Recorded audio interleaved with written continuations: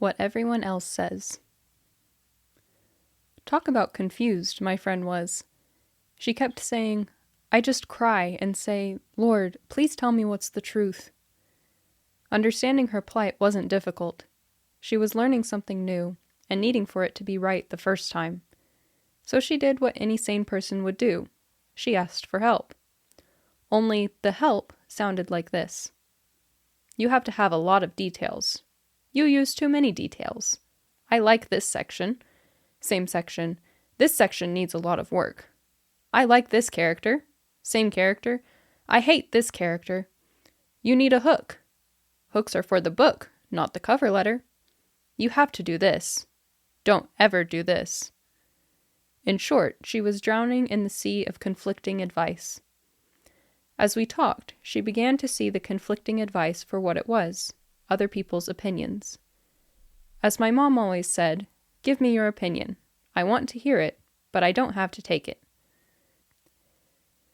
My friend was heading the opinions and trying to use all of them, and it was paralyzing her. It's a trap many of us fall into. Everyone has an opinion about how we should be living our lives. We should do this, we have to do this, we can't do that. And many times we get completely conflicting advice. We too can be drowning and wondering if there even is a truth. After about 15 minutes of hearing about how she didn't understand because all of these advice givers were multi-published authors and they should know the truth, in frustration I finally said, yes, but they are not God. That stopped her cold. The truth is that there is no problem with asking for advice, but then you must make the decision for yourself. Some will agree with you, some will not. But trying to please everybody will soon convince you that nothing you do is right. It will paralyze you, and that's exactly what Satan would love to do. I suggested that she get quiet, breathe, and listen to what her heart was telling her to do. In all likelihood, it won't look like what the world says is the only thing that will work, because God doesn't work the way the world does. In fact, his direction may sound absolutely crazy. Christ on the cross comes to mind. However, if you don't have him guiding you, finding the truth is all but impossible. 5 minutes after I got off the phone from our conversation, I got in my van to get my kids from school.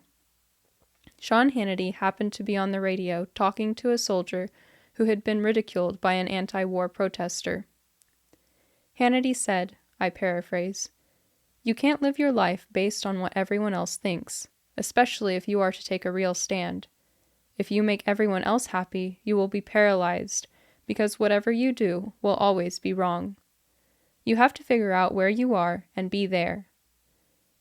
After at least a 3-minute speech, he took a breath and said, "Whew, I don't know where that came from. Why did I go into that?" I laughed. It was a message to me verifying what I had just said, sent from the Holy Spirit through Sean Hannity over the airwaves, even though Sean had no idea that's why he said it.